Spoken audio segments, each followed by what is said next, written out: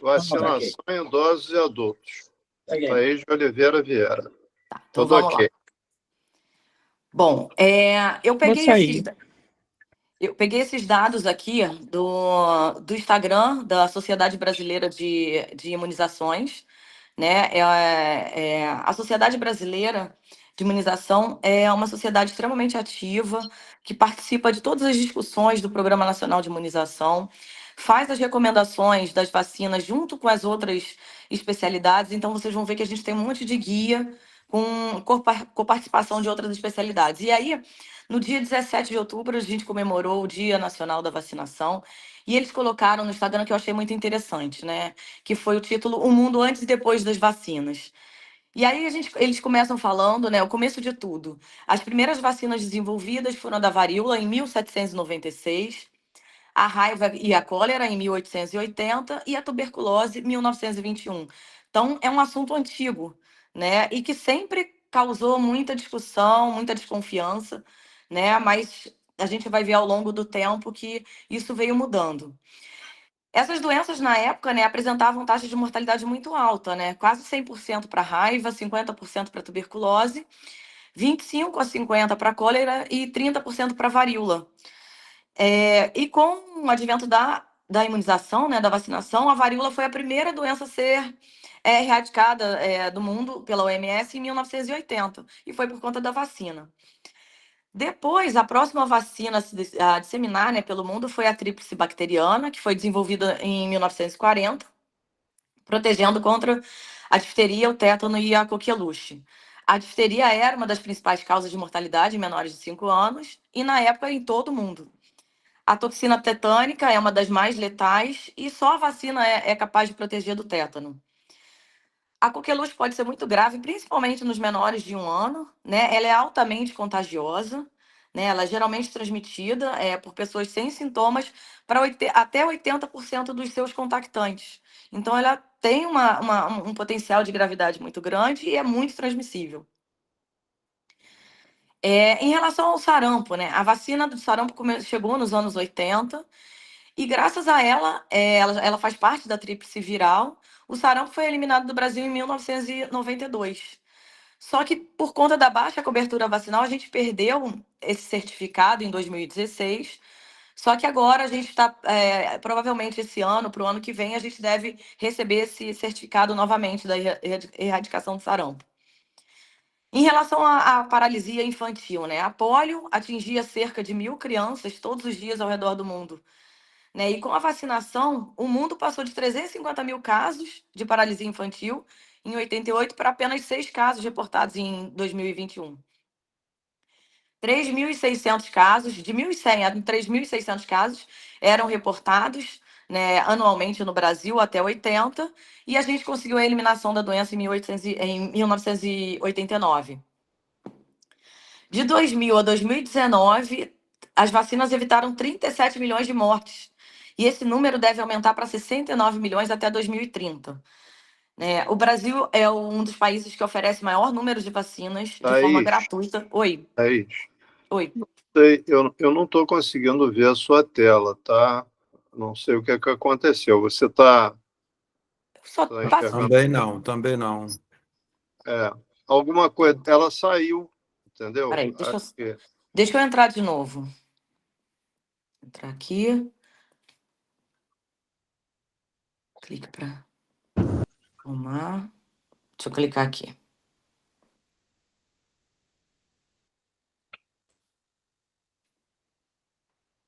Retomar a apresentação. Compartilhar agora. Agora sim. Deixa eu só. Não. Para mim tá a mesma coisa. Agora entrou. Ele saiu sozinho. A apresentação acontece. A apresentação está aparecendo. Tá. O mundo antes e depois das vacinas. Está nesse slide. Isso. Mas você não estava mais nesse slide. Não, eu estava nesse aqui. Eu falei sobre a vacina do sarampo, da polio, e agora em relação às vacinas em geral, né? De 2000 a 2019, as vacinas evitaram 37 milhões de mortes e a expectativa para 2030 é que deva evitar 69 milhões de mortes. O Brasil é um dos países que tem mais vacinas disponíveis pela rede pública, né? E juntos divulgando esse tema para todos os médicos, principalmente, para que a gente possa manter as altas taxas de cobertura vacinal e a gente evitar mais mortes, né? Bom, quando a gente fala de vacina, a gente tem que pensar na proteção individual e na proteção coletiva. Né, em relação à proteção individual, a gente vai fazer a avaliação individualizada de cada indivíduo, né, em relação à epidemiologia, todas as vacinas que ele pode se beneficiar, e a gente usa as recomendações do Ministério da Saúde e também outras recomendações internacionais. Para a proteção coletiva, a gente também usa os dados de epidemiologia, né? E a gente vai fazer um peso aí de custo-benefício para a saúde pública e o Ministério da Saúde utiliza esses dados para definir as vacinas prioritárias, né? Sempre levando em consideração a eficácia e a segurança das vacinas, né? E a epidemiologia da doença no Brasil e o melhor custo-benefício. A sociedade brasileira ela divulga o calendário de vacinação para todas as faixas etárias. Eu separei aqui adulto e idoso. Só que a gente ainda tem um calendário de vacinações para pacientes especiais. Eu vou falar mais para frente quais são esses pacientes. A gente tem um manual de referência dos Centros de Referência de Imunobiológicos Especiais, que são vacinas indicadas para situações especiais também. E existem os guias, né, as recomendações da Sociedade Brasileira de Imunização, junto com as outras sociedades. Então, a gente tem para pneumo, reumato, geriatria, HIV/AIDS, asma, alergia, imunodeficiências, para atleta profissional. Então, existem diversas situações. Os pacientes especiais, quem são eles, né? A gente tem calendários também definidos para cada situação. Então, a gente tem pacientes vivendo com diabetes, cardiopatia e pneumopatia crônica, hepatopatia crônica, doença renal crônica, candidatos a transplante de órgão sólido ou transplantados de célula-tronco ou hematopoética, pessoas com doenças autoimunes que levam à imunodepressão, pacientes oncológicas, né, em atividade, até alta médica, adulto e idoso vivendo com HIV, AIDS, né? Pessoas com imunodeficiências primárias ou em uso de drogas imunossupressoras. Então, a minha sugestão aqui é que cada um, em sua especialidade, consulte esses guias, porque tem muito dado específico, eu vou falar um geral, né, sobre as vacinas. Aqui é um calendário resumido, que a gente tem todas as vacinas aqui na coluna da esquerda. Aqui nessa linha em cima, do nascimento até a idade de idoso, e a disponibilidade das vacinas na rede pública, privada e nos centros de referência.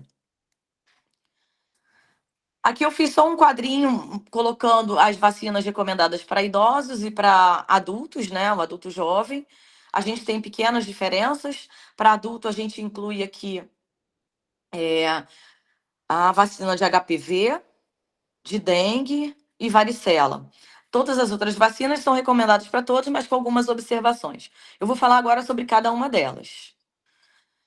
Em relação à tríplice viral, né, geralmente na população acima de 60 anos a gente não recomenda, porque esse grupo já entrou em contato, a suscetibilidade já não é tão esperada, mas ocasionalmente em situações de surto ou de viagens para alguns lugares que você tem a circulação desses vírus, você vai, principalmente sarampo, você vai fazer essa recomendação.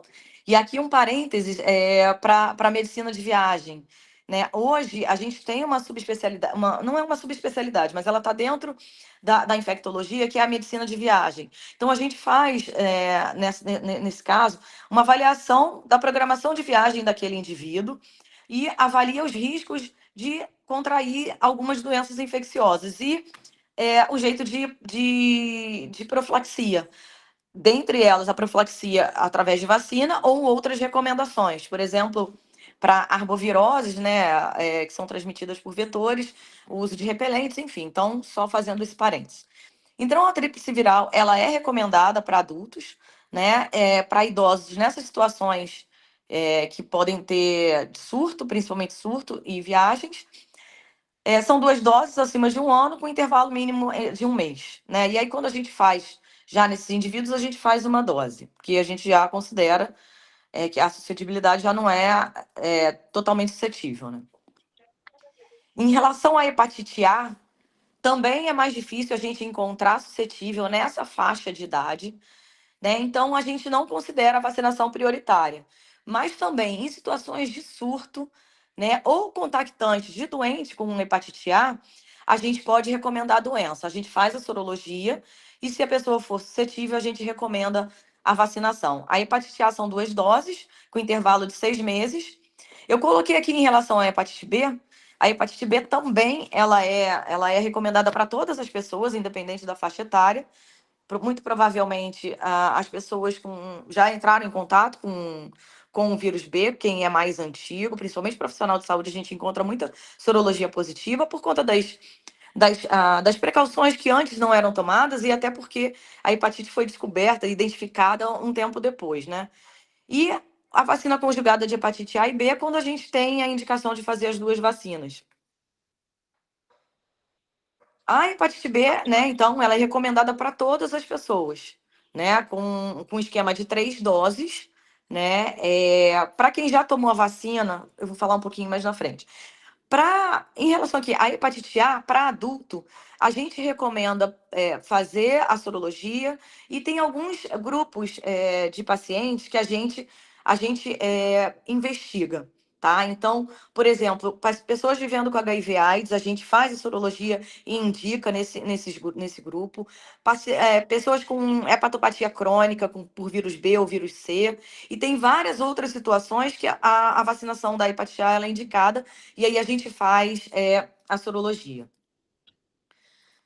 A hepatite B, que eu acho que é uma coisa que traz muita dúvida, é em relação aos reforços, né? Então, não existe recomendação para imunocompetente fazer reforço.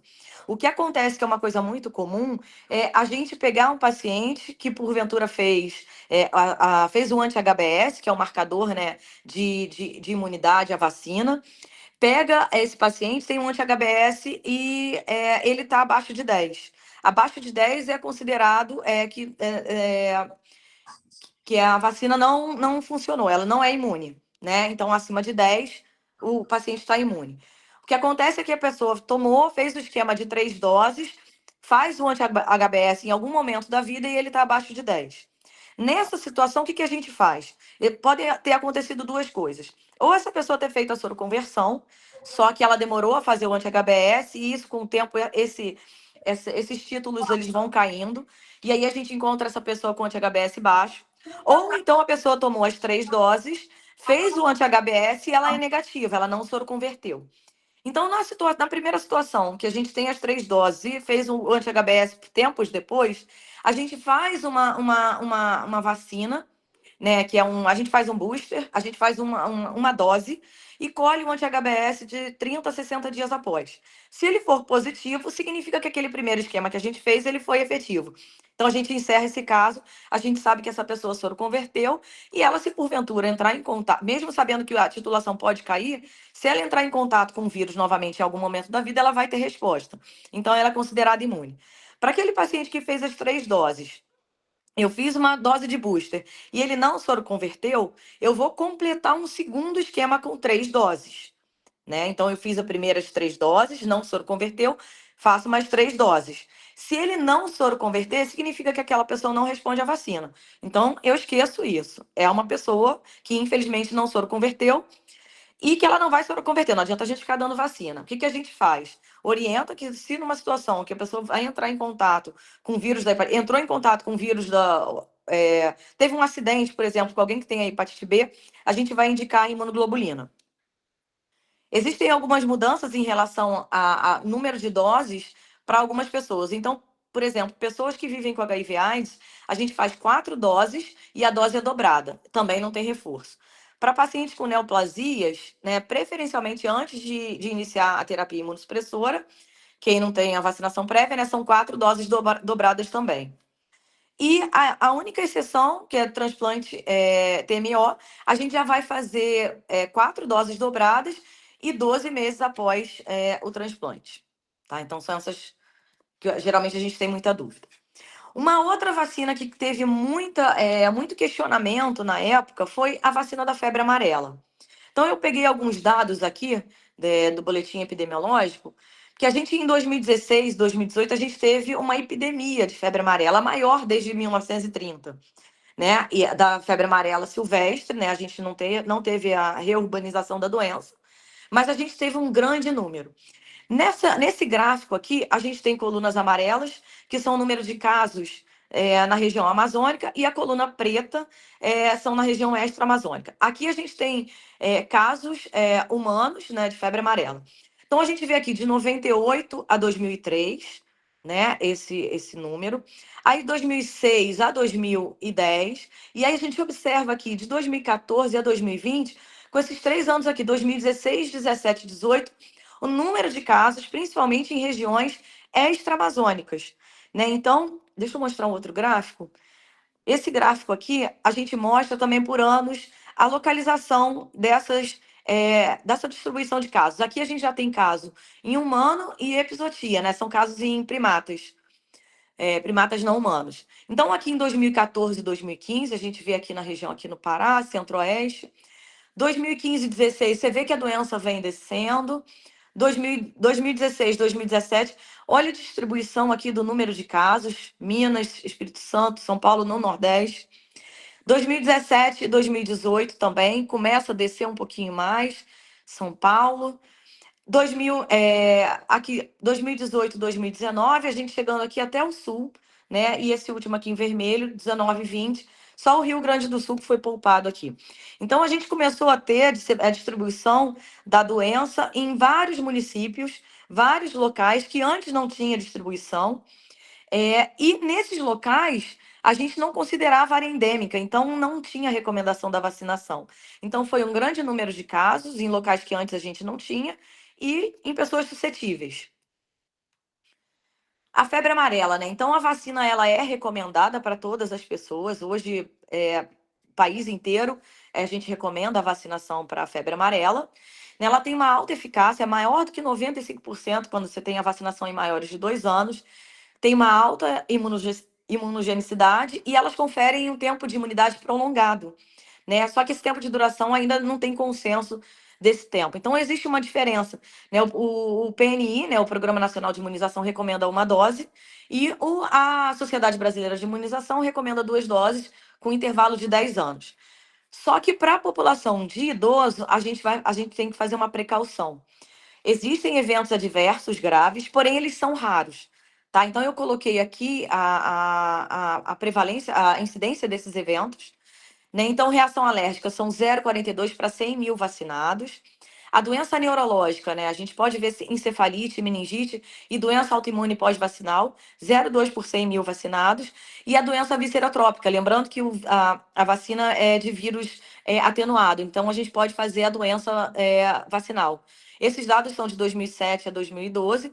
A eficácia e a segurança da vacina não mudaram, né? Então, é uma vacinação que ela é eficaz, ela é segura, né? Mas, obviamente, quando a gente vai indicar para um grupo populacional que possa ter um risco maior, e principalmente em quem é mais idoso, a gente vai pesar o risco-benefício. Então, por exemplo, um idoso que mora, por exemplo, em Niterói e Caraí, ele não vai fazer nenhuma viagem, não vai para nenhuma região que tem nenhum tipo de mata, ele não vai a Friburgo, por exemplo, ele vai ficar restrito. Você vai pesar, talvez se ele não tenha risco nenhum da doença, né? Então, a gente vai pesar isso daí, mas no geral ela é recomendada.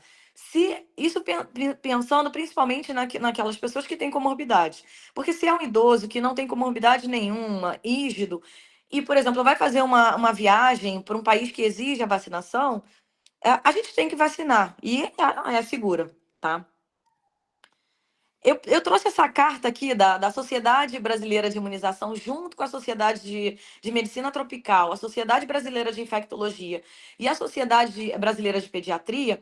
Foi uma carta enviada para uma carta aberta para os médicos, né, na época, sobre a questão da vacina da febre amarela, mas que ela continua muito atual, né? Então, a gente tem que levar em consideração que a febre amarela é uma doença que tem uma gravidade e uma letalidade importantes, né? Na ocasião, a gente era a maior epidemia desde a série histórica de 1980, né? Lembrando que da epidemia de 30.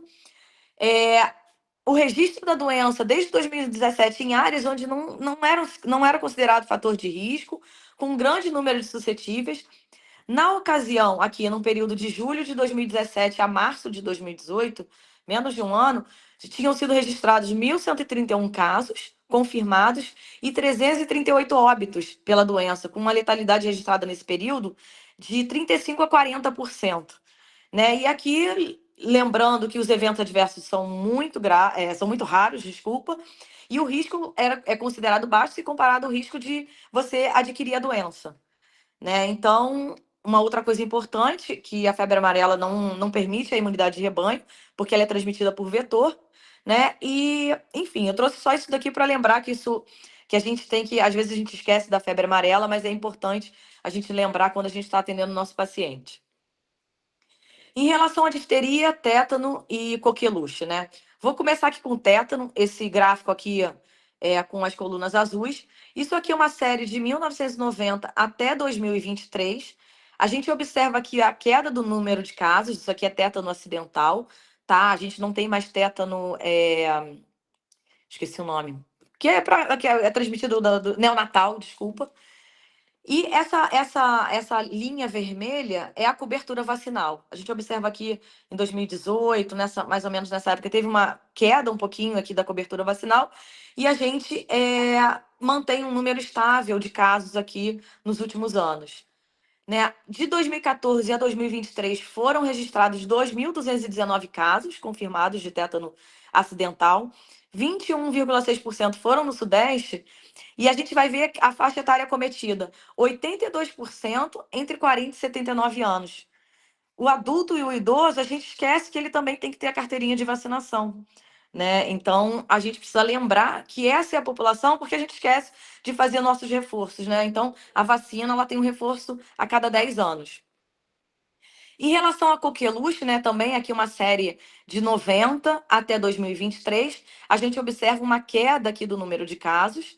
Em 2011, a gente começa a observar aqui nesse período de 2011 a 2015 um aumento do número de casos, e aqui eles fazem um adendo em relação a um maior diagnóstico, né, uma maior vigilância. Aqui a gente começa a fazer diagnóstico por biologia molecular, então provavelmente esse número de casos aqui foi justificado por isso. A gente também tinha suscetíveis, né? Então, por isso que aumentou. Essa vacina, ela é recomendada para todos, né? O esquema são 3 doses. A gente começa com uma DTPA, mais 2 DTs, e a gente faz um reforço a cada 10 anos, tá? É importante dizer que mesmo aqueles que já tiveram a coqueluche, a gente recomenda a vacina, porque ela confere imunidade. Ela é duradoura, mas ela não é permanente. Então, por isso que tem que fazer o reforço, tá? E principalmente, né, para os idosos contactantes lactentes, a gente antecipa esse reforço de 10 para 5 anos.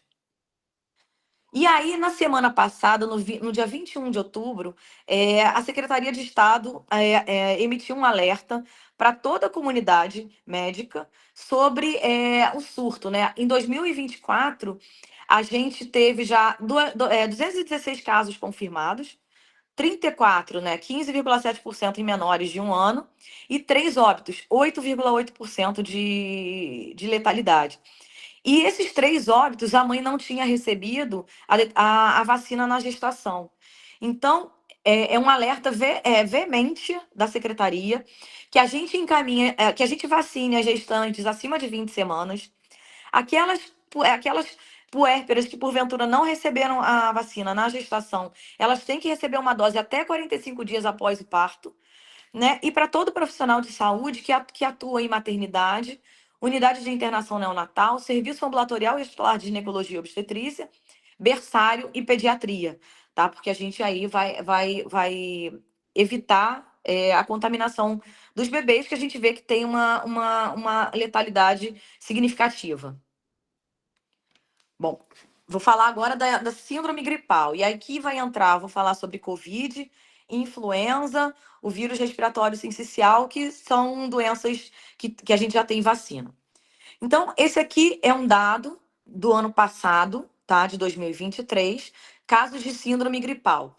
E aí a gente tem aqui as faixas etárias, menor que 2, a última coluna maior do que 60 anos, e os vírus. Né? Aí a gente vê aqui nos menores de 2 anos, o vírus sincicial respiratório é muito importante, E quando a gente vai para a idade adulta, a partir dos 20 anos, aqui em vermelho a gente tem a Covid, tá? Então, e acima de 60 anos, a Covid é o principal agente da síndrome gripal, tá? Esse laranja, amarelo e verde aqui é a influenza. Então, aqui, no ano passado, na síndrome gripal, entre idosos de 60 anos ou mais, a gente teve 40% de Covid, 23% de influenza e 21% de rinovírus, causando síndrome gripal. Aqui também do ano passado, isso aqui são casos de óbito e de síndrome respiratória aguda grave. Então, são os casos mais graves, né? Então, 2023. A gente vê que, por exemplo, o roxinho, né, que é o vírus sincicial respiratório, aqui estão todas as faixas etárias juntas. Ele tem uma sazonalidade. A Covid a gente vê durante todo o ano e um aumento aqui na semana 38. E aí eles chamaram a atenção aqui da semana 38 a 41, 60% dos casos de síndrome respiratória aguda grave e óbito foram por Covid, seguido aqui do rinovírus e 7% de vírus sincicial respiratório. Aqui já são dados de 2024 até a semana 38, que é setembro, mais ou menos. Né? A gente vê aqui no início do ano Covid, importante. No meio do ano a gente começa a ver influenza, que são o laranja, o azul e o amarelo. O roxinho é o vírus sincicial respiratório. O rinovírus é essa cor aqui, um laranja claro, talvez. E a gente faz um recorte aqui para a semana 36 a semana 38, a importância aqui do rinovírus, e Covid 22%, e influenza, que são esses aqui, 11% para B, 4, 2 e 3 para influenza A e os subtipos.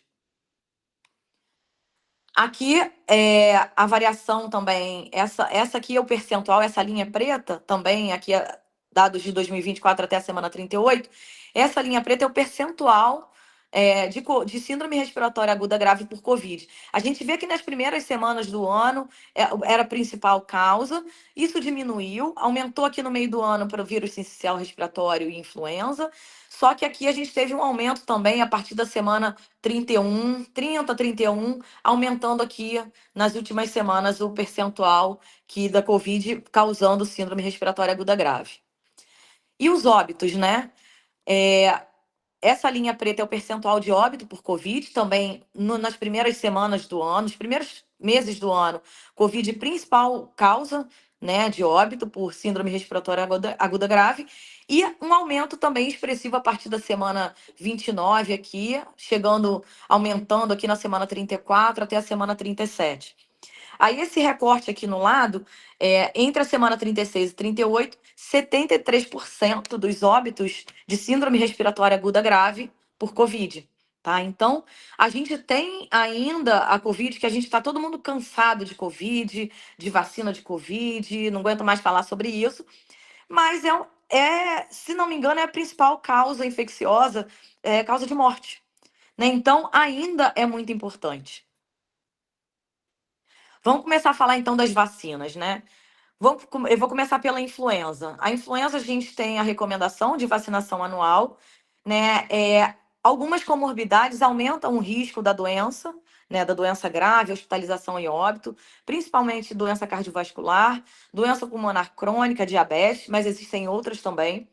A vacina ela vai reduzir o risco de formas graves, das complicações da doença, hospitalização e morte, né? Lembrando que a imunogenicidade e a eficácia são menores em idosos, principalmente quando frágeis e com comorbidades. Então, ela tem uma eficácia um pouco menor. E aí, uma coisa que também é muito falada, que tem muita gente que tem preocupação, que falou assim, depois que eu comecei a tomar a vacina da gripe, eu nunca mais deixei de ficar gripado. Lembrando que a vacina ela é específica para influenza, né? A OMS monitora os tipos de vírus circulando, e a vacina que a gente oferece no ano é a vacina dos vírus que foram mais frequentes identificados no ano anterior. Então, essa é a vacina feita. Mas ela não vai proteger contra nenhum outro vírus, né? Então, isso é importante. Tem um estudo que foi interessante, que avaliou a eficácia da revacinação. Né? Então, ele viu que houve uma redução da mortalidade naqueles idosos que que já tinham sido vacinados previamente, comparados àqueles que tinham sido vacinados apenas uma vez. Então, parece que a revacinação aumenta a eficácia da vacina, tá? Então, houve essa diferença. Lembrando que podem ter efeitos adversos, né? Eles são também raros. Os principais são efeitos locais, né? De dor no local, alguma hiperemia. Anafilaxia é muito rara e pode acontecer a síndrome de Guillain-Barré. Mas a gente precisa ter em mente que a doença, a influenza, ela causa mais Guillain-Barré do que a vacina. Então, vale a pena vacinar, inclusive para se proteger contra o Guillain-Barré. Então, a vacina da gripe anual, ela é liberada geralmente em abril, né? Então, isso pode ter alguma mudança se mudar o perfil da circulação do vírus. Mas, geralmente, em abril começa a vacinação. Vamos falar aqui agora sobre Covid, né? Então, de 2020 a 2023, até a semana 43, não é um ano inteiro, mas é final do ano.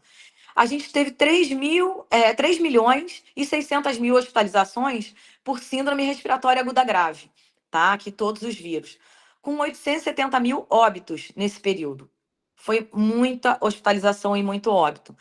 Dessas 3 milhões de hospitalizações, 61% foram por Covid. 2 milhões, quase 2 milhões e 200 mil hospitalizações por Covid. E 79% desses óbitos foram por Covid. Quase 700 mil óbitos por Covid, né? Em 2024, até 21 de setembro, a gente notificou, só nesse ano, 723 mil casos, tá? E 4.872 óbitos por Covid, tá? Sendo que na semana 38, quando a gente teve um boom aí de casos, foram 18.009, quase 19 mil casos, com 305 óbitos.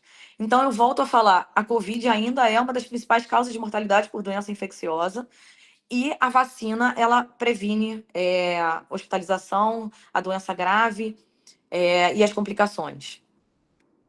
Aqui, em 2024, a distribuição dos casos, né? Então, da semana 1 até a semana 38, nos 3 primeiros meses, a gente teve um aumento do número de casos, que diminuiu, e começou a aumentar aqui na semana 32, 34, com um número maior aqui na semana 38. 723 mil casos de Covid, tá? Aqui são os óbitos, né? Também mostrando aqui nos primeiros meses, né? E aqui na semana 38 a gente teve muito óbito, né? São casos ainda sujeitos à revisão, mas a princípio é o que a gente tem. Então, quase 5 mil óbitos por Covid só esse ano, que a gente já tem vacina e teoricamente com todos, teoricamente não, mas com a indicação de vacinação para toda a população. E fazendo um recorte da faixa etária, isso aqui é dos dados de 2023, os casos de síndrome respiratória aguda grave vão acontecer principalmente nos idosos acima de 60 anos. E óbito também nessa faixa etária. Então, eu fiz esse recorte aqui para que a gente tenha em mente qual que é a nossa população prioritária que a gente precisa ficar em cima para cobrar a vacinação, tá? 2024, o Programa Nacional, então, fez uma lista de grupos prioritários para vacinação. Então, essas são as recomendações desse ano, né? Isso pode mudar, né? Isso sujeito a alteração. Não, mas, assim, para as próximas recomendações. Então, quais são os grupos prioritários e o intervalo entre as doses? Pessoas de 60 anos ou mais têm a recomendação de fazer vacinação semestral, tá? Eu coloquei também uma setinha aqui nas pessoas com comorbidades, que sendo idosa ou não, se ela tem comorbidade, ela tem a recomendação de vacinação anual. Além disso, né, pessoas que vivem em instituições de longa permanência e quem trabalha ali, anual. Pessoas imunocomprometidas, elas têm que fazer vacinação semestral. Indígenas, ribeirinhos, quilombolas, gestantes e puérperas, olha que tem a recomendação semestral, tá? Trabalhadores de saúde, pessoas com deficiência permanente, pessoas privadas de liberdade e quem trabalha no sistema prisional. Adolescentes e jovens também cumprindo medidas socioeducativas e pessoas em situação de rua. Tem essa recomendação. As outras pessoas têm a indicação de fazer o esquema básico. E quais são as comorbidades, né, que recomenda a vacinação anual de Covid? São várias, né? E são várias e são muito comuns. Diabetes, pneumopatia crônica, hipertensão, insuficiência cardíaca, síndrome coronariana, arritmia, doenças neurológicas crônicas, doença renal crônica, síndrome de Down, hepatopatia crônica. Então, são todas essas comorbidades. Falar um pouquinho das plataformas de desenvolvimento das vacinas, né? A gente, no começo da pandemia, e quando vieram as vacinas, a gente ficou muito preocupado e foi um questionamento de como é que a gente tem uma vacina tão rápida, né? Então, a gente tem essas plataformas, vírus inteiros inativados, a gente tem vacinas de vetores virais não replicantes, vacinas de RNA mensageiro e vacinas proteicas, que são de subunidades. Né? A gente usa atualmente a Coronavac, né? Que ela é de vírus inativado, e de RNA mensageiro, né? Que é da Pfizer-BioNTech. O vírus inativado é um vírus que ele passa por um processo químico, de radiação, enfim, ele fica inativo e ele vai produzir resposta imune. Aqui de vetor viral, a gente usa um vírus que não causa doença, com um pedacinho de proteína ou de alguma parte do vírus que a gente quer que ele cause resposta imune. Aqui a gente usa um pedaço do RNA mensageiro, que vai codificar uma proteína que a gente quer que faça, que a gente produza anticorpo, né? E as de subunidade. Isso aqui são vacinas conhecidas. A gente tem. O que aconteceu na Covid foi que a gente teve um esforço muito grande, né, entre os países, entre a indústria farmacêutica, organizações multilaterais na produção. Então, a gente teve muito recurso jogado em cima aí para a produção de vacina. E a gente já tinha estudos, por exemplo, para o SARS-CoV, a gente tem outros coronavírus, e a gente já tinha estudos de vacina nessa área. Então, não foi uma vacina do zero, né? A gente inventou, a gente partiu do zero. Não, já tinha vacina, já tinha conhecimento e teve investimento para isso. Né? Então, por isso que foi mais rápido. Né? A OMS ela autoriza as vacinas com uma eficácia acima de 50%. Na época, a gente tinha 40%, e ela foi autorizada com uma eficácia que é considerada baixa, 40%, mas 40% naquele mundo de gente adoecendo e morrendo, 40% foi um número expressivo, e hoje a gente tem eficácias muito maiores. Então, qual que é o esquema básico de vacinação, né? Então, a gente faz a vacina mono ou bivalente, a monovalente para crianças, né, de 5 a 12 anos, e a bivalente acima de 12 anos. O esquema básico são 2 doses, com intervalo de 4 semanas, então 30 dias mais ou menos, e a gente faz uma dose de reforço, tá? Isso é o esquema básico para qualquer pessoa. Para os grupos prioritários, a gente vai ter os reforços anuais ou semestrais, dependendo da categoria que a pessoa se encaixe. Então, em relação a efeito adverso, que foi uma coisa também muito questionada, né?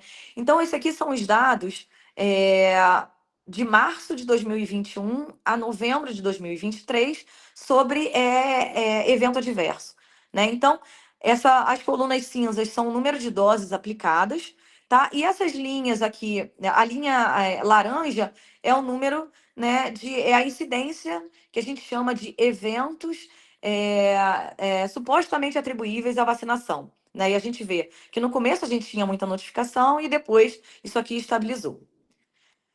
Então, isso aqui também é a distribuição das doses aplicadas, e aqui se faz um recorte por faixa etária e por tipo de vacina. Né? Então, essa laranjinha aqui é a Coronavac, né? Então, aqui menores do que 5 anos e aqui maiores do que 80 anos. Né? Então, a gente tem aqui a distribuição, né, dos eventos. A laranja, essa parte roxinha é a Pfizer, né? A gente tem aqui a AstraZeneca, que hoje a gente não está usando mais, e o verdinho aqui é a Janssen. Tá? E aí a gente observa que essa linha tracejada cinza aqui é a incidência de evento não grave, né? A gente teve um aumento aqui nessa população, e aumenta aqui um pouquinho nos idosos acima de 80 anos. Os eventos graves é a linha tracejada vermelha, que ela quase não dá para ver aqui. A gente observa que começa a aumentar aqui nessa faixa etária. E a linha tracejada preta são os óbitos, também aumenta nessa faixa etária maior. Então, aqui nos maiores de 80 anos, os eventos graves são tem uma incidência de 29,13 por 100 mil doses aplicadas. e óbito 15,04. Isso aqui ainda é muito baixo, né? Então, apesar nessa faixa etária que a gente observar a maior parte dos eventos, ainda é um número baixo se comparado aos benefícios da vacinação. Toda notificação ela é avaliada por um comitê, né? Então a gente faz a notificação do evento e todo evento é avaliado. E a gente observa que tem várias classificações, né? A1, a gente considera a reação relacionada ao produto conforme a literatura. A2 é uma reação relacionada à qualidade do produto. A3 é erros de imunização. A4, reações de ansiedade. B1, reação temporal consistente, mas não tem evidência na literatura para você conseguir estabelecer uma relação causal. B2, são dados de investigação conflitantes em relação à causalidade. C, reações coincidentes ou inconsistentes. D, são inclassificáveis devido à necessidade de informações. E esse cinzinho aqui são eventos ainda não encerrados, sem investigação. Então, vamos pegar aqui o importante. Para evento grave, né, 10,2%. E para óbito, 1,4%. Né? Então, a gente teve um óbito em cada 10 milhões de doses aplicadas. Né? Isso é muito pouco. Né? Então, para ter um óbito, foram 10 milhões de doses. Nessa revisão aqui, foram 50 óbitos, né, que foram notificados e reclassificados como A1. A gente teve 28 com a vacina da AstraZeneca, 17 com a Coronavac, 4 com a Janssen e uma com a Pfizer. Né? Então, a gente tem muito pouco evento grave com a vacinação. Um outro tema que foi muito polêmico foi a miocardite. Né? Então, aqui é um quadro que a gente observa as diferentes vacinas, com o número de doses aplicadas e o número de eventos notificados como miocardite e pericardite. E aqui a gente tem a incidência. Né? Para a vacina da Pfizer, 0,70, da AstraZeneca, 0,026, a Coronavac, 0,005 e a da Janssen, 0,013. Um total aqui de 0,040. Só que a gente tem que lembrar que a miocardite pós-Covid é um evento muito frequente. A cada 1.000 pessoas infectadas, a gente pode ter de 1.000 a 4.000 casos de miocardite, que o prognóstico já não é tão favorável quanto a miocardite pós-vacinal. Sobrevida de 30% a 40% na miocardite pós-Covid, né? Enquanto que a miocardite pós-vacinal, todas recuperaram, né? Tem uma publicação do Imperial College London que estimou que a vacinação da Covid, né, evitou no Brasil entre 700 a 880 mil mortes até o final de 2021. A gente falando ali ainda no pico da epidemia.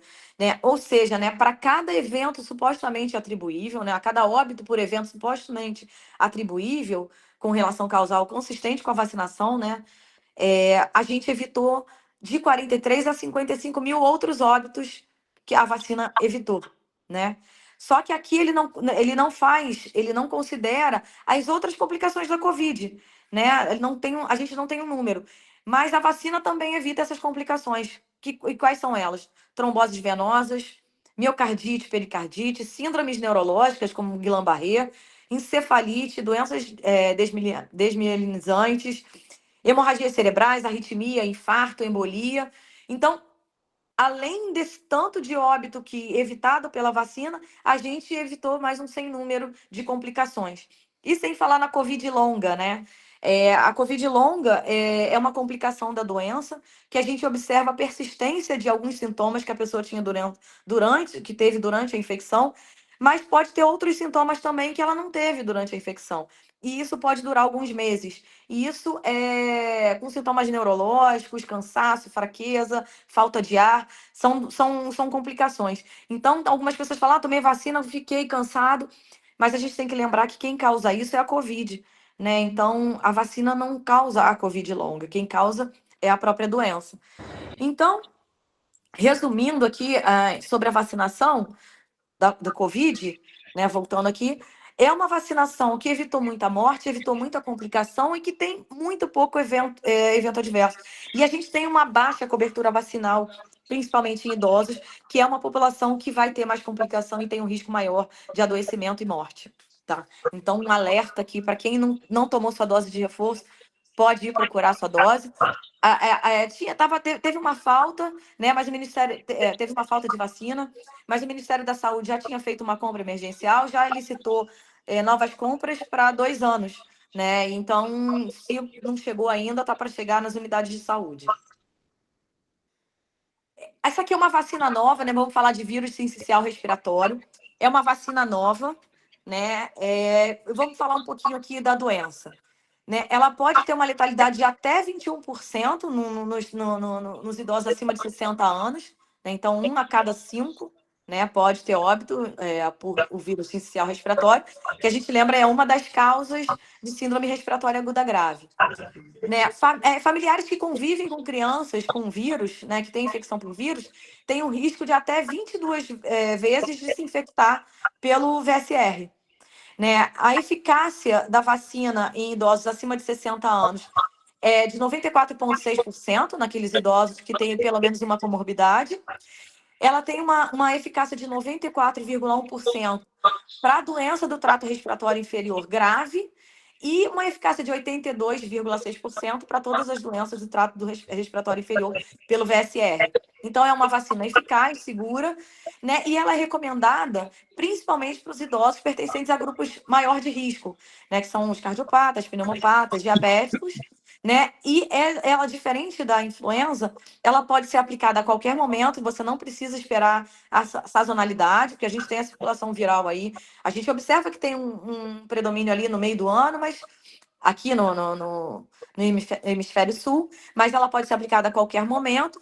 E os dados que a gente tem atuais é que elas protegem tem uma proteção sustentada por até 2 temporadas. Né? Então, é uma vacina nova que está aí para a gente também recomendar e diminuir a chance dos nossos idosos aí de contraírem a doença, ter uma doença mais grave. Vamos falar agora um pouquinho de doença pneumocócica, né? Esses dados aqui são de um projeto que a gente tem no país, que a gente monitora Streptococcus pneumoniae, Haemophilus influenza e o meningococo. Né? Então, o Instituto Adolfo Lutz, em São Paulo, recebe as amostras dos LACENs, que são os laboratórios de saúde pública. Então, recebem esses dados e fazem uma avaliação fenotípica e genotípica, né? E fazem a tipificação dessas bactérias, né? Então, eu peguei aqui a distribuição, né, do número de isolados por faixa etária, né? E quando a gente vai observar aqui o total, né, a gente observa que a principal faixa etária acometida são os maiores de 60 anos, 27,8%, né? Quase 1/3 da população acometida, que foi acometida. Isso aqui são dados de 2023. A gente tem esses dados anuais, foram de idosos. Tá? Esse projeto ele também monitora as infecções por subtipo da bactéria. Né? E a gente vai ver a importância da vacinação com os vários tipos de vacina, porque cada vacina tem alguns subtipos incluídos na sua composição. Então, a vacinação pneumocócica, né, ela é recomendada, né, para todos os idosos. A gente faz a vacinação. Deixa eu só ver uma coisa aqui. A gente começa, como é que a gente começa, né? A gente tem disponíveis, né, a vacina pneumocócica 13, a gente tem a 23, as mais novas são a 15 e a 20. Eu vou falar da 13 e da 23, né? A 15 tem mais 2 sorotipos que a 13 não tem, mas ela vai entrar mais ou menos como a 13. A gente começa com o esquema da pneumocócica 13, né? E de 6 a 12 meses depois a gente faz a primeira dose da pneumocócica 23. E a segunda dose da pneumocócica 23, 5 anos após a primeira dose da 23. Só que às vezes o que a gente observa é que a pessoa começou com a 23. Né? Nesse caso, se ela tomou uma dose da 23, a gente espera 1 ano para fazer a 13. E a segunda dose da 23, a gente espera 5 anos da primeira dose da 23. Tá? Então, esse é o intervalo. Se eu quiser fazer a 15, que ela tem mais 2 sorotipos, né? Aqui, em vez da 13, né, a gente bota a 15. Então, seria mais ou menos isso. Essas vacinas, elas têm. Thaís, Oi. Não, só insistir aqui para todo mundo desligar o microfone, porque tem alguém com o microfone aberto. Tá? Então, estou deixando. Bem, o nosso tempo já está esgotado, mas tudo bem, a importância do acabando. assunto, e eu sei que você está acabando. Tudo bem, mas vamos lá. Tá. Então, em relação à pneumocócica, para idoso ela está recomendada e para adultos, para situações especiais. E ela pode estar disponível nos centros de referência para essas situações especiais. Vou puxar a sardinha para minha área, por exemplo, paciente que vive com HIV/AIDS tem a recomendação e pode tomar pela rede pública. A doença meningocócica, né, ela para adulto ela é recomendada, para idoso também ela pode ser recomendada, principalmente dependendo da situação epidemiológica, né? Então, em casos de surto, viagem ou comorbidades. Então, dependendo da comorbidade que a pessoa tem, ela vai ter recomendação e ela pode tomar a vacina nos centros de referência de imunobiológicos especiais, que são os CRIs. Herpes zoster, né? Então, lembrando que a varicela, né, ela é muito frequente. 1/3 das pessoas que têm varicela, elas podem desenvolver o herpes zoster, e a maior parte deles acima de 50 anos, 70%. E o herpes zoster, né, a gente tem como complicação a neurologia pós-herpética, que é muito frequente, a encefalite, que tem uma alta morbimortalidade, e a necrose retiniana. A gente tem 2 vacinas disponíveis, né, que é a vacina inativada, a Shingrix. Ela é recomendada para maiores de 50 anos. Ela pode ser feita também para imunocomprometidos maiores do que 18 anos. E para quem teve a doença, a gente geralmente espera 6 meses. Não é porque ela não pode tomar antes dos 6 meses, é porque a recorrência da doença antes dos 6 meses é rara. Então, se a pessoa teve a doença, cicatrizou, está bem e quiser indicar, ela pode tomar. A eficácia dela é de 97% para herpes zoster, né, nas pessoas de 50 a 69 anos, e de 91% acima dos 70 anos. Para prevenção, né, eficácia para neurologia pós-herpética, 91% acima de 50 anos e 89% acima de 70. E para imunodeprimidos, a eficácia para herpes zoster, para prevenção de herpes zoster, de 68% a 91%, dependendo da doença de base. E a outra vacina é a Zostavax, que é uma vacina atenuada. Ela é licenciada para acima de 50 anos e é a rotina para imunocompetentes acima de 60 anos. Também um intervalo de 6 a 12 meses. Só que ela tem uma eficácia um pouco menor do que a vacina inativada. 51% para herpes zoster e 67% para a neurologia pós-herpética.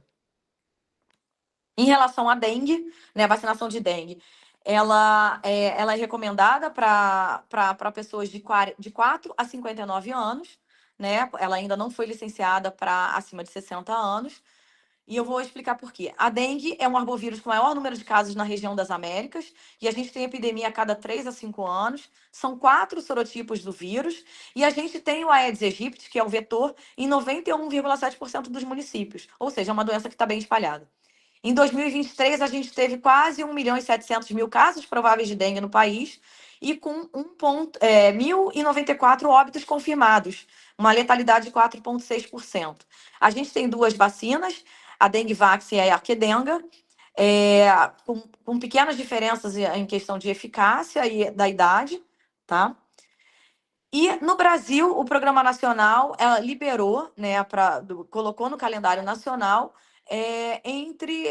para crianças e adolescentes entre 10 e 14 anos, porque foi visto que a principal faixa etária, aqui é nível Brasil e aqui por regiões, né, que são as principais faixas etárias que têm a hospitalização e doença mais grave. Então, está recomendada no calendário nacional de 10 a 14 anos, 10 a 15 anos, né? Independente da infecção prévia, então a gente usa a Quedenga, são 2 doses. Ela é contraindicada em imunossuprimidos e gestantes, e ela tem uma excelente eficácia contra a hospitalização de 84,1%. Para idoso, a gente ainda não tem muito dado de imunogenicidade e segurança, tá? Então, por isso que ela não foi licenciada. Mas a gente pode prescrever. A Agência Europeia de Medicamentos e a Agência Regulatória da Argentina, eles não colocaram nenhum limite superior de idade, né? Então, a gente só não sabe dizer o quão eficaz ela é e em questão de segurança, mas a princípio é uma vacina segura e que tem a sua eficácia. A gente está aguardando novos dados. Outras vacinas, né, o Rosati pediu para eu colocar, em relação à Mpox, né, a varíola dos macacos, né, chamada assim, a gente teve em 2022 uma epidemia aqui no país, né, isso aqui é 2022, 2023, 2024, um pequeno número de casos aqui em 2024, e ela é uma vacina recomendada para todos os adultos, incluindo gestantes, lactantes e pessoas com HIV, só que no Brasil ela foi liberada pelo Programa Nacional, né, para pessoas vivendo com HIV/AIDS e usuários de PrEP. PrEP é a profilaxia pré-exposição ao HIV, porque foi observado aqui no país que são pessoas que têm o maior risco de desenvolver a doença e com potencial de desenvolver a doença de forma grave. E, por último, né, que eu vou falar, a vacina de HPV. Em julho, a gente teve uma nova definição aqui do Programa Nacional, né? Então, lembrando que para todas as crianças e adolescentes de 9 a 14 anos, ela é recomendada, uma dose única, né? Então, essas são as recomendações novas. Só que a gente tem alguns grupos populacionais que a gente também recomenda a vacina, né? Então, pessoas vivendo com HIV/AIDS, pacientes em tratamento de câncer, submetidas a transplantes, com imunodeficiência primária, a gente faz 3 doses. Pessoas imunocompetentes de 9 a 45 anos, vítimas de violência sexual. Pessoas com papilomatose respiratória recorrente, né, a partir dos 2 anos de idade.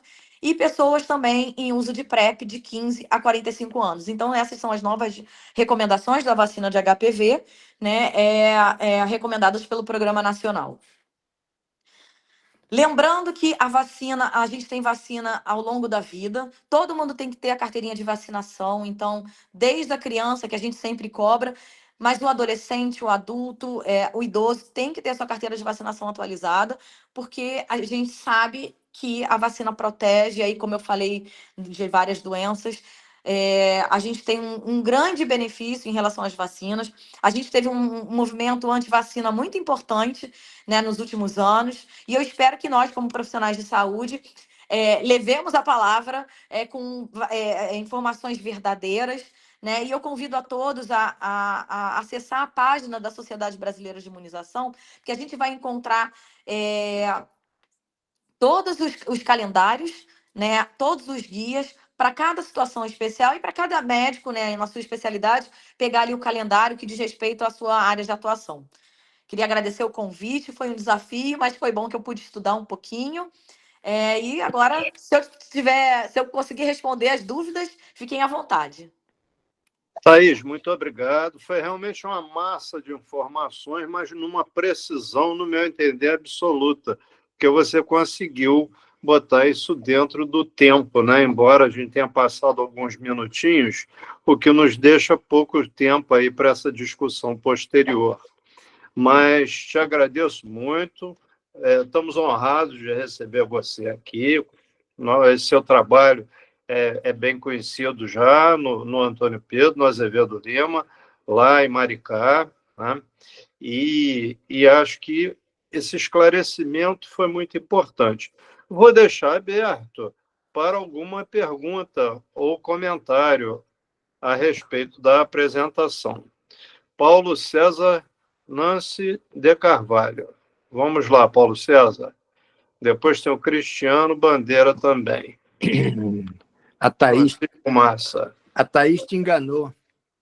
Você convidou-a para falar sobre vacinas, e ela disse assim, eu não entendo nada disso, mas eu vou fazer uma força, vou me preparar. Agora, você imagina se ela soubesse.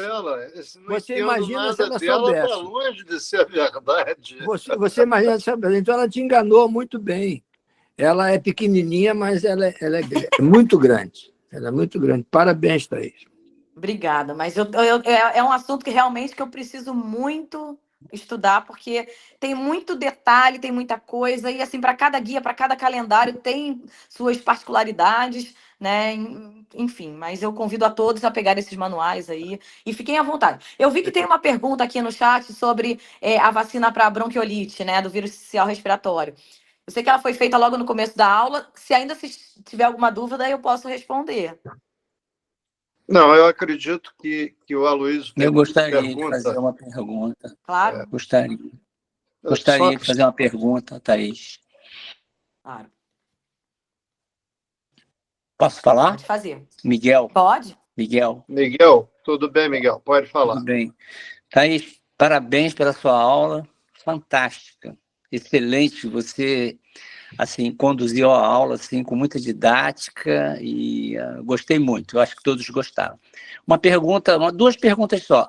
A antipneumocócica 23, polissacarídea, ela vai continuar no mercado, apesar da conjugada de 20 cepas já está sendo, por exemplo,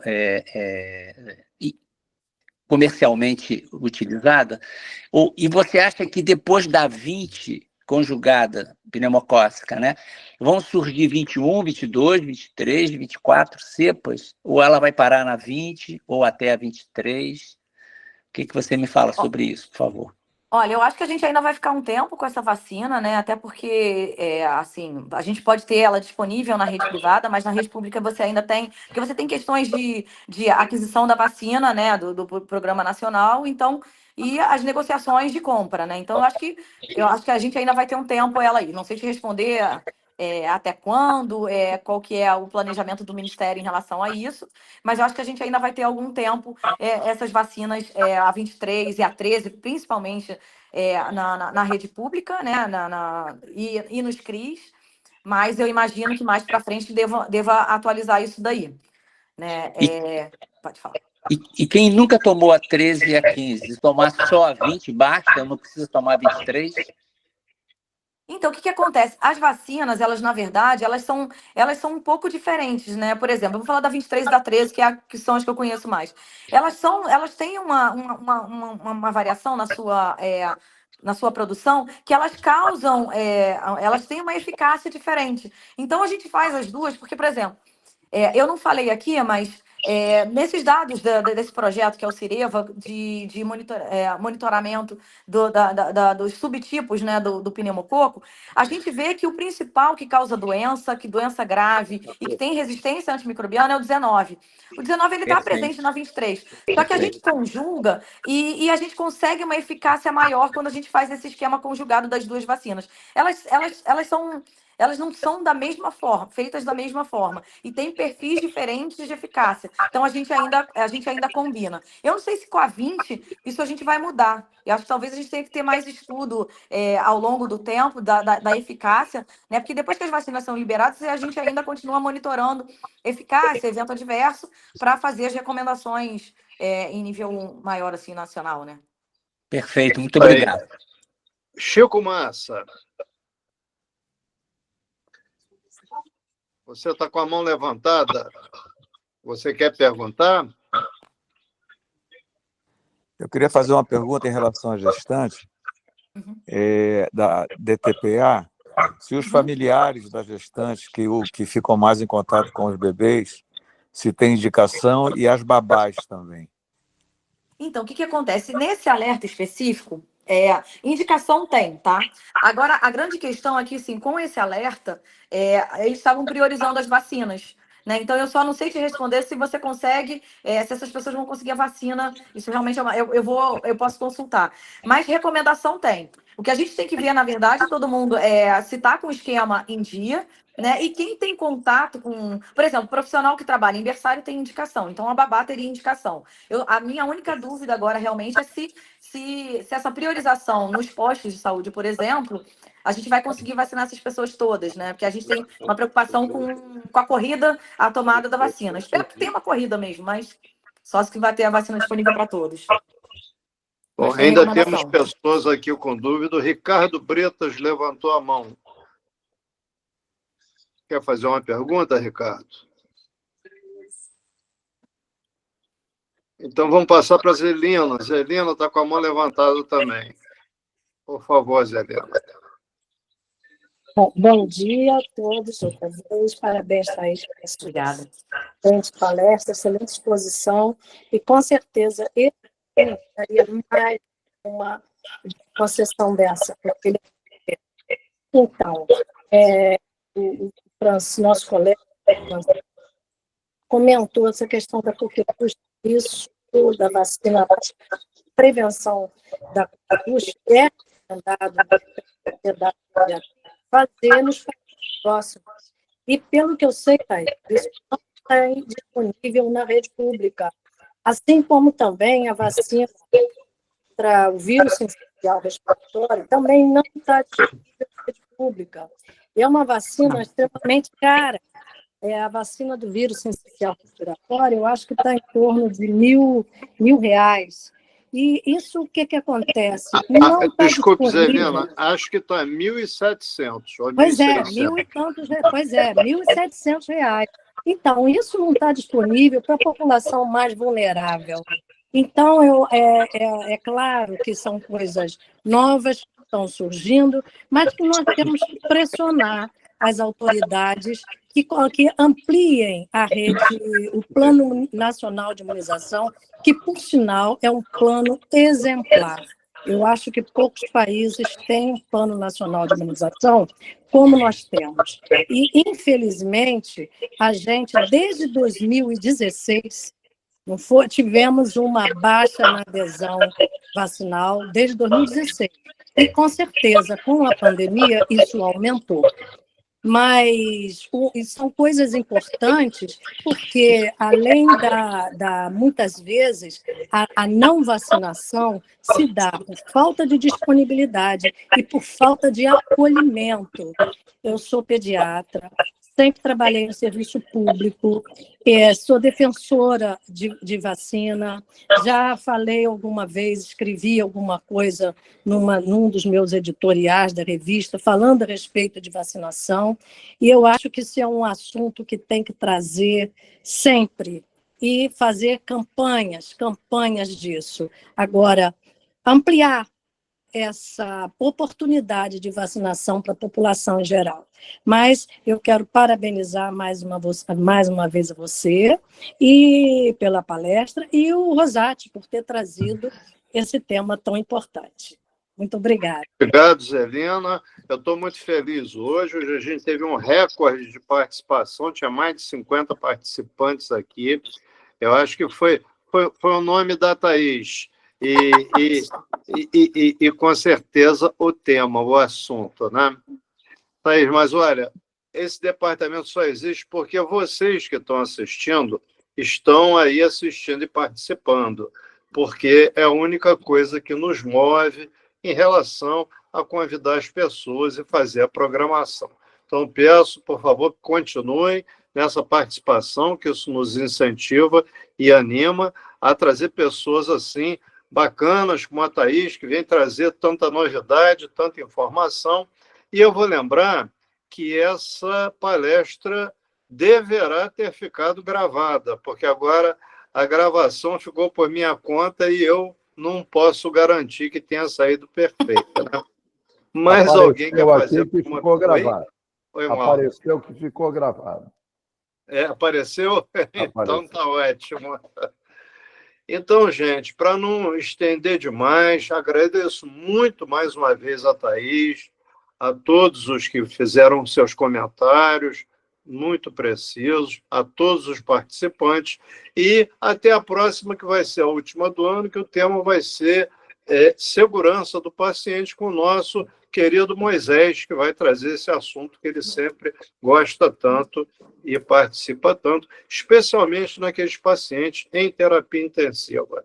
Essa segurança, eu acho que é uma coisa muito importante da gente lembrar. Nem sempre ela é totalmente realizada da maneira necessária. Mas, Thaís, excelente. A palestra gravada, eu sei que foi uma massa de informações grande, mas muito precisas, e ficando gravada, eu vou disseminar ela também, vou disseminar a gravação para poder ser revista. E quem quiser rever, é só entrar no YouTube da Associação Médica Fluminense.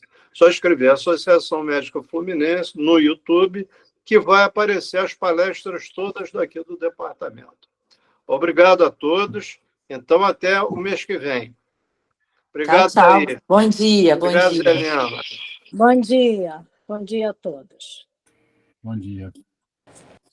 Bom dia, pessoal.